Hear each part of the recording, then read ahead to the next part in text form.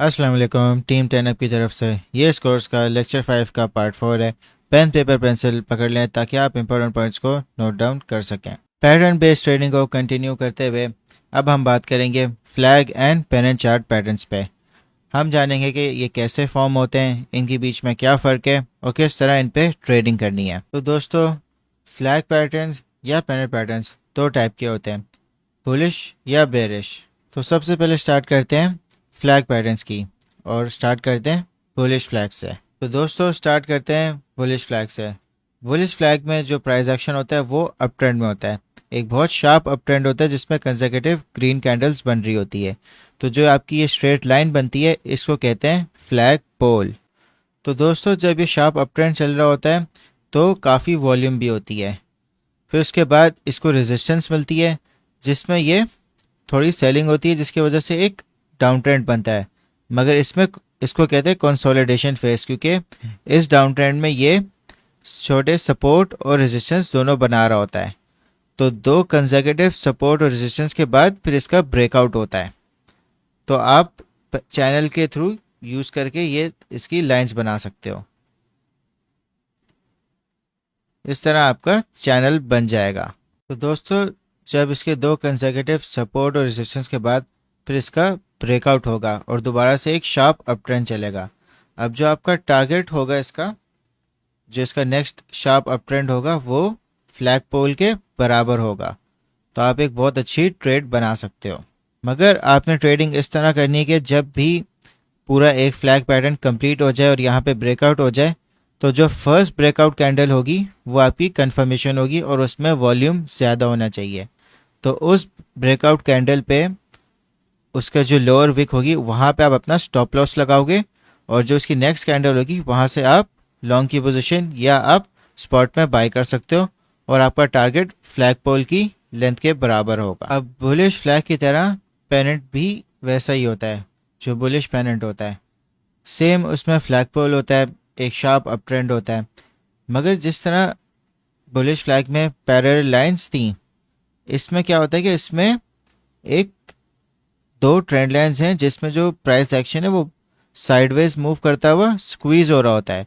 अगर आप देखो कि इसके जो सपोर्ट और रेजिस्टेंस है वो एक दूसरे के करीब आना शुरू होती हैं, फिर यहाँ पे इसका ब्रेकआउट हो जाता है और सेम फ्लैग पोल का की जो लेंथ है वही टारगेट उसका ब्रेकआउट टारगेट होता है। तो दोस्तों, फ्लैग और पेनेंट में फ़र्क सिर्फ ये है कि फ्लैग में पैरेलल ट्रेंड लाइंस होती हैं और जो पेनेंट है उसमें आप कह सकते हो कि ट्रायंगल फॉर्म हो रहा होता है जिसमें जो प्राइस एक्शन है वो स्क्वीज आउट हो रहा होता है। सिर्फ इतना सा फ़र्क है फ्लैग और पेनेंट में।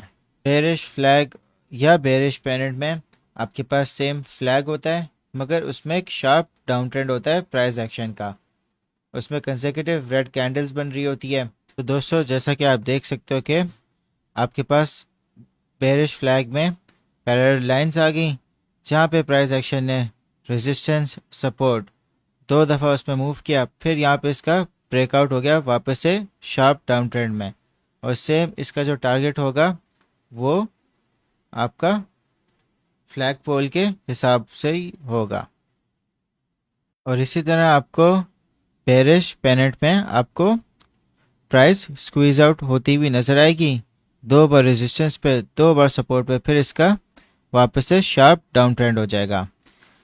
दोनों बेरिश फ्लैग और बेरिश टेनेंट में आपने कंफर्मेशन का वेट करना है कि जब इसकी ब्रेकआउट होए, इसका जो फर्स्ट कैंडल होगी अगर उसमें वॉल्यूम होगा तो आप उसके नेक्स्ट कैंडल पे आप ट्रेड कर सकते हो, एक शॉर्ट पोजीशन ले सकते हो। तो दोस्तों, आपको bullish flag, bullish pennant, bearish flag और बेरिश पेनेंट दोनों समझ आ गएंगे। तो चार्ट्स पर चलते हैं और इनको आइडेंटिफाई करते हैं। तो दोस्तों, जैसा कि आप देख सकते हो कि यहाँ पे एक शार्प अप ट्रेंड बना है, तो यहाँ पे आपका फ्लैग पोल बन गया, फिर यहाँ पे इसको रेजिस्टेंस मिली और यहाँ पे इसके पैरेलल चैनल बन गए। आपके पास एक बार सपोर्ट, एक बार रेजिस्टेंस, एक बार सपोर्ट, दूसरी बार रेजिस्टेंस, फिर तीसरी बार ये इसने ब्रेकआउट की प्राइस एक्शन बनाया और फिर किसने वॉल्यूम से इसने इसको ब्रेकआउट किया। तो जो आपने ट्रेड लेनी थी वो आपने इस इस कैंडल पे लेनी थी, ये जो सेकंड ग्रीन कैंडल बनी है। और इसका जो स्टॉप लॉस था वो आपकी फर्स्ट ग्रीन कैंडल का जो आपकी ब्रेकआउट कैंडल है उसकी लोअर वेक या लोअर बॉडी पे होना चाहिए था, तो आपका स्टॉप लॉस यहाँ पे होता और जो फ्लैग की आपकी हाइट है वो आपका टारगेट बन जाता। दोस्तों जैसा कि आप देख सकते हो कि यहाँ पे एक बेरिश पेनेट बन रहा है। आप देख सकते हो कि यहाँ पे एक शार्प डाउन ट्रेंड चला, फिर यहाँ पे कंसोलिडेशन हुई, फिर ब्रेकआउट हो गया वापस से शार्प डाउन ट्रेंड पे, और जो फ्लैग पोल की हाइट है वो आपके ब्रेकआउट के बाद एग्जैक्टली अपने टारगेट पे लग रही है। तो दोस्तों फ्लैग या पेनेट इनको आइडेंटिफाई करना बहुत आसान होता है। तो जब भी आप इनकी फ्लैग पोल बनाओगे आप सिंपली एक लाइन बना दें प्राइस एक्शन को देखते हुए कि क्या कोई शार्प अप ट्रेंड या डाउन ट्रेंड हो रहा है। और कोई मसला नहीं है कि अगर शार्प डाउन ट्रेंड चल रहा है उसमें कुछ आपकी ग्रीन कैंडल्स भी आ जाए, क्योंकि मार्केट है बाइंग और सेलिंग होती रहती है, मगर आपने ट्रेंड को आइडेंटिफाई करना है और पैटर्न को देखना है कि कहाँ पे उसको रेजिस्टेंस मिले और कहाँ पे उसकी कंसोलिडेशन होए और फिर कहाँ पे उसका वॉल्यूम के साथ ब्रेकआउट हो रहा है। दोस्तों सबसे इम्पोर्टेंट बात यह है कि जब भी फ्लैग पैटर्न बने या पेनेट बने आपने जो अपनी ट्रेड है वो सिर्फ ब्रेकआउट कंफर्मेशन पे लेनी है। और याद रखना कि जब भी ब्रेकआउट कंफर्मेशन आपको मिले तो आप वॉल्यूम के थ्रू उसको लाजमी देखना कि अगर उस ब्रेकआउट में वॉल्यूम ज़्यादा है तो वो एक जेन्युइन ब्रेकआउट है, अगर उसमें वॉल्यूम नहीं है तो वो एक फेक ब्रेकआउट है। तो दोस्तों आप सबके लिए टास्क ये है कि आपने कोई भी दो सिंबल्स पे दो फ्लैग पैटर्न्स बनाने या पेनेट पैटर्न्स बनाने, ये आपकी मर्ज़ी है। तो आप कमेंट सेक्शन में उनको आंसर करना।